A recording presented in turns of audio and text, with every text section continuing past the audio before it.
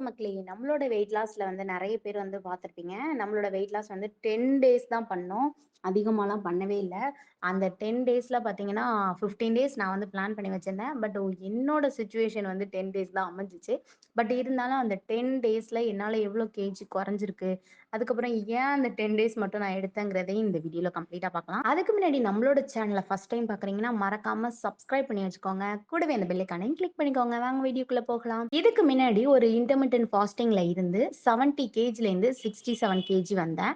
Next பார்த்தீங்கன்னா, இப்ப நான் டயட் பிளான்ல இருந்து நான் எவ்வளோ கேஜி குறைச்சிருக்கேன், எவ்வளோ லெஃப்ட் பண்ணியிருக்கேன் அப்படிங்கிறதையும் தெரிஞ்சுக்கலாம். அதே மாரி ஆனா வித்தின் 10 டேஸ்ல நான் 3 கேஜி மறுபடியும் குறைச்சிருக்கேன் அப்படிங்கிறத நினைக்கும்போது ரொம்ப ஹேப்பியா இருக்கு. ஆமா, நான் வந்து 67லேருந்து இப்ப வந்து நான் 65க்கு வந்துட்டேன். அதோட ரிசல்ட் தான் இப்ப நீங்களும் பார்க்குறீங்க.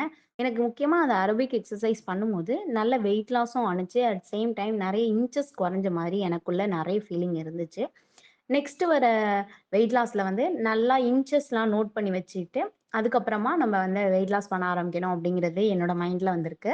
ஸோ இப்படிதான் நான் இந்த டயட் பிளான்ல வந்து ஒன்லி 10 டேஸ் தான் நான் என்னென்ன ஃபுட்டெல்லாம் அவாய்ட் பண்ணேன், என்னென்ன ஃபுட்டெல்லாம் எடுத்துக்கிட்டேன் அப்படிங்கிறது என்னோட வீடியோ பார்த்துருக்கும்போதே உங்களுக்கு தெரிஞ்சிருக்கும். அட் சேம் டைம் வீடியோஸ்ல வந்து எக்ஸர்சைஸ் எல்லாமே இன்க்ளூட் பண்ணியிருக்கிறதுனால, உங்களுக்கு நான் என்ன மாரி எக்ஸர்சைஸ் பண்ணி நான் வெயிட் லாஸ் பண்ணேங்கிறது கூட உங்களுக்கு ஈஸியாவே தெரிஞ்சிரும் அப்படிங்கிறத நானும் நம்புறேன். இதுல முக்கியமான ஒரு விஷயம் என்ன நான் வந்து டயட் பிளான்ல ரொட்டீனா வீடியோ போட்டுட்டு இருந்தேன். ஏன் திடீர்னு போட முடியல அப்படின்னா, என்னோட சிஸ்டருக்கு வந்து டெங்கு ஃபீவர் ஆயிடுச்சு. ஸோ வந்து நான் திடீர்னு எங்க வீட்லேருந்து நான் ஹாஸ்பிட்டல் போற மாரி இருந்துச்சு. அங்கேயே ஒரு 15 டேஸ் ஓடிடுச்சு அப்படின்னு தான் சொல்லணும். பிப்ரவரி 9 இல்லன்னா 10 அந்த டைம்ல தான் வந்து நான் கோயம்புத்தூர் கிளம்பி போயிட்டேன்.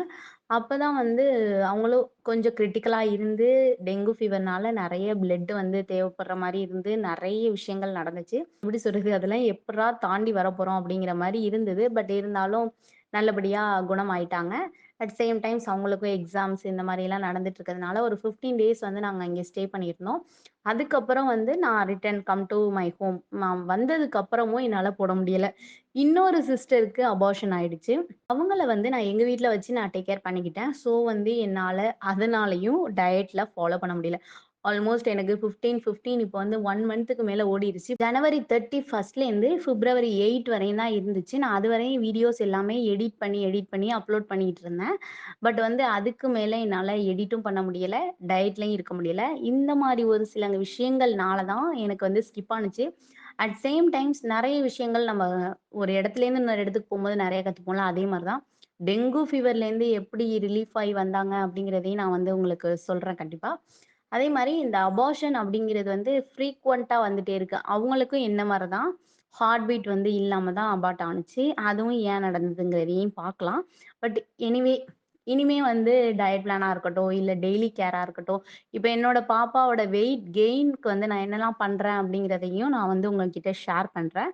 ஸோ கண்டிப்பா சப்போர்ட் பண்ணுவீங்க அப்படிங்கிறத நானும் நம்புறேன். இந்த தடவை எனக்கு வெயிட் லாஸ் ஆனதும் 3 கேஜி தான். அதே 3 கேஜியே எனக்கு மெயின்டெயின் ஆயிட்டு இருக்கு. ஏன்னு தெரியல. இப்போ நவ் ஐ அம் 65 அதுவரையும் எனக்கு ரொம்ப ஹேப்பியா இருக்கு.